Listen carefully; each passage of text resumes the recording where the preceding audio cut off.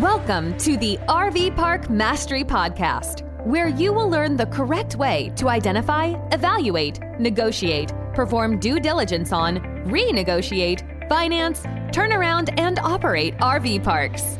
And now, here is your host, the fifth largest owner of RV and mobile home parks in the U.S., Frank Rolfe. 3 different valuation methods, and only one of them is probably accurate. This is Frank Rolfe with the RV Park Mastery Podcast. We're going to be talking about the 3 elements of an appraisal, how they work, which one's accurate, which ones are not. So you're buying an RV park and you order an appraisal, and the appraiser typically follows 3 methods to come up with the value. The first one is called the cost approach.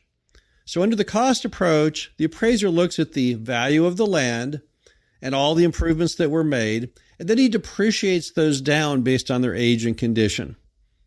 So if he's looking at a 100-space RV park and he says, well, this land costs $10,000 an acre, and let's assume the property is on 10 acres. So he'd say, well, there's $100,000 of land. And then he'd say, but the improvements, that's going to be about $6,000 a space. So $600,000 there. So now you're up to $700,000. And then he says, but the park, it's like 30 years old. So I'm going to knock that down and I'm going to say it's worth about $450,000. Okay. Well, that's his cost approach. So that's one method. What's the next method? Now he's going to do comparable sale. He's going to do the sales comparison approach. So in this example, what he does is he looks at all the other RV parks that have sold around there, and he tries to look and figure out how much they sold for per lot, and then he will allocate that price to yours. So if he says, well, I looked at a lot of different RV parks, and it looks to me like they've been selling for about $10,000 a space. So let's see, on this 100 space, well, that'd be about $1 million. All right. So you're at $400,000 or $500,000 on the cost to build it. And you are at, let's say in this case, $1 million based on comparable sales. So where does that mean? Where are you at now? Well, so far, you've kind of got your worst case, which is going to be the cost to build it, less depreciation, because that doesn't take into account such items as the value of the permit or goodwill or the business itself. And then the next approach, well, that's going to tell you what the other one sold for, but you don't really know if those other sales are accurate or not. So basically you fall into the final chapter, and that's the income capitalization approach. Now in this method, what they'll do is they'll look at the revenue and they'll look at the expenses, and they'll try and figure out how much money the RV park makes, and then they'll apply a cap rate to that. Now, which of those 3 methods do you imagine is the most accurate? The cost of building the RV park, less depreciation, the cost or the comparables of other sales, or the income approach? And hopefully you said the income approach. That's the winner. Yes, you're exactly correct. That, to me, would be the winner. That's the most important one because you're buying this as an investment. If you overlay this to other types of assets, let's say you're looking at a classic car. You could have somebody who put way too much money in building that classic car, bringing that old, Chevrolet SS Coupe back to life. So that method's kind of not really accurate.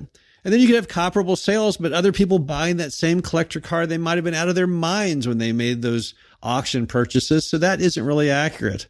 What's really accurate in our industry is it's all about the income. That's why we're in the income property business, thank heavens.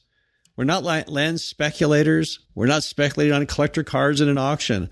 We're buying this RV park because at the end of the day, we want it to hit certain levels of income. We're trying to get what's called the cash-on-cash return on our down payment. To get that, we're looking at the metric of the cap rate, which is the income divided by the cost of the RV park. These are the important numbers to you as an investor. Money, it's all about the money. And so when you're looking at valuations on that appraisal, I don't think it really is going to matter to you if you're only into the money, historically, what people paid for similar RV parks in the past, or from a history perspective, what it cost to build originally. The most important thing of all is the income. So as a result, is that appraisal really of any value? Well, the appraiser does the three methods because they're trying to double check their numbers. We've often said you can never check your numbers enough. So if you're looking to buy an RV park, yes, you should definitely run the numbers over and over. Well, they're not only doing that, but they're putting a structure to it just to make sure everything kind of all ballpark ties together. So if the numbers seem abnormally strong on the net income, and then they look at what the other ones are selling for and they're lower, they'll say, well, there must be something wrong with these numbers. Maybe the seller is lying about the actual revenue or lying what their actual expenses were. So it's kind of a fail-safe method that they're using. And they'll take those three values and they'll ponder them and they'll kind of average them together to give you the final value. But here's the thing. You can do pretty much the income approach yourself, right? If you follow the correct guidelines, you can figure out how much revenue you have and how much cost you have and what your net income is. You don't really need someone to tell you what that is. And I'm not really convinced on the other two that it really matters to you. I've really never seen an appraisal based on comparable sale or on cost approach that I was really that impressed. Typically, the appraiser just has to go with what they can get. If you're in a full disclosure state where they have to give out the price that they paid, then at least you have a rough idea what people are paying. But if it's a non-disclosure state such as Texas, no one ever says what they pay. So the appraiser is either guessing or is relying on people who bought the properties telling him what they paid. Well, no one's going to tell you what they paid, because that might influence their property tax. So if they talk to you, they're probably going to lie to you to begin with. So the system is very, very flawed.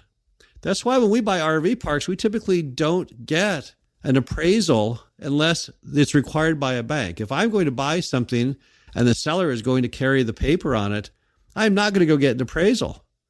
Why? I don't want to spend the money on it because I'm not entirely certain it's going to give me what I need from an accuracy perspective. However, if I'm going to buy it with bank debt, then yes, they're going to demand an appraisal. I don't blame them. They're trying to get another additional set of eyes on the numbers to make sure that you're not overpaying, and then therefore they're not making a loan on something that will go bad. It makes complete sense. The problem is the appraisal is not free. If the appraisal was free, everyone would get an appraisal. But of course, they're expensive because the appraiser has to get paid for their time and knowledge. So typically it's up to you whether to get an appraisal or not. But considering the fact that the income approach is really the most accurate part of the entire process, and that's something that you can do yourself, it seems kind of silly to have somebody else do it. Now, what else could you do to verify your value? Well, it wouldn't hurt to have somebody else look at your numbers, even if it's seller financing. Have a friend who's good in real estate or has a background in financing. Talk to a bank and pretend you want to get a loan just to see what they come up with as a value themselves. But again, the appraisal itself is probably not going to backstop you if you're going to make a terrible buy. At least it's not going to be guaranteed to stop that. When you look through the appraisal report, the first thing you want to go to, in our opinion, is that income capitalization approach, one of the three approaches. That's the important one. The other two are great from a historical narrative. They may give you even more peace of mind of what it'll be worth when you sell it down the road. You'll say, well, the one across the street sold for this, and the one 20 miles away sold for that, and that makes me feel better. But the real one at the end of the day that will tell you whether your purchase was smart or stupid is going to be that income capitalization approach. That will tell you the return levels. That will tell you what kind of money your investment has netted. Now, also don't forget, when you look at that appraisal, one more item, you've got to factor in any additional capital you have to put in. The income capitalization approach, they will typically do that tied to what you're paying. But if that thing needs some additional CapEx projects, you've got to add that in also. That's the only way to truly tell what your cap rate and your cash on cash return will be. But again, appraisals are great. They're important. They're a part of our entire financial network. They've been around for hundreds of years. They're effective. They keep people safe. They keep them sane. They make lenders able and happy to make loans. However, if you have to pick and choose through that appraisal, in our opinion, the income capitalization approach, that is the most accurate, that is the most important. And the good news is, if you're buying a property that does not require an appraisal, if the seller is financing the property, you don't need to have an appraisal necessarily, because the one of those three options that you are fully vested and prepared to make a valuation opinion on is, in fact, the income capitalization approach. This is Frank Rolfe, the RV Park Mastery podcast series. Hope you enjoyed this. Talk to you again soon.